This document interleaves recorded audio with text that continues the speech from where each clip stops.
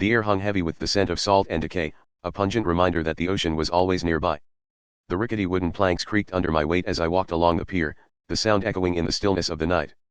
A single flickering gas lamp cast long, eerie shadows, dancing menacingly on the weathered surface of the water below.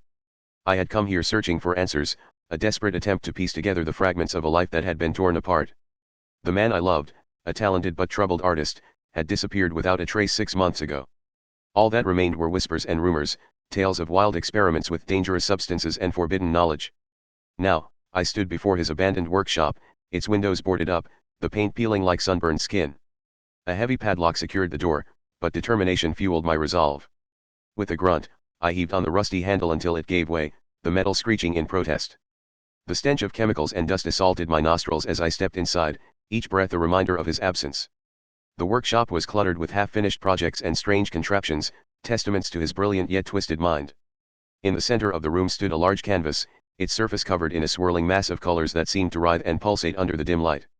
It was his final masterpiece, a glimpse into his tormented soul.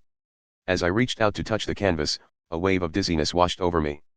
The world around me blurred and spun, and then everything went black.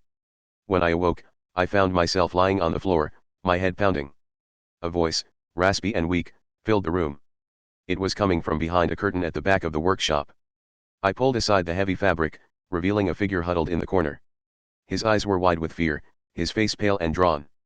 He wore a long, white coat stained with blood and strange, unidentifiable substances. In his trembling hands, he clutched a small vial filled with a luminescent liquid.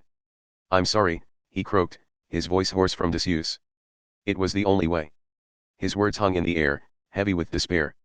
I had found him at last, but in this dilapidated workshop, surrounded by the ghosts of his tormented past, it felt like a hollow victory. The price of his genius had been steep, and now, both he and his art were forever lost to the world.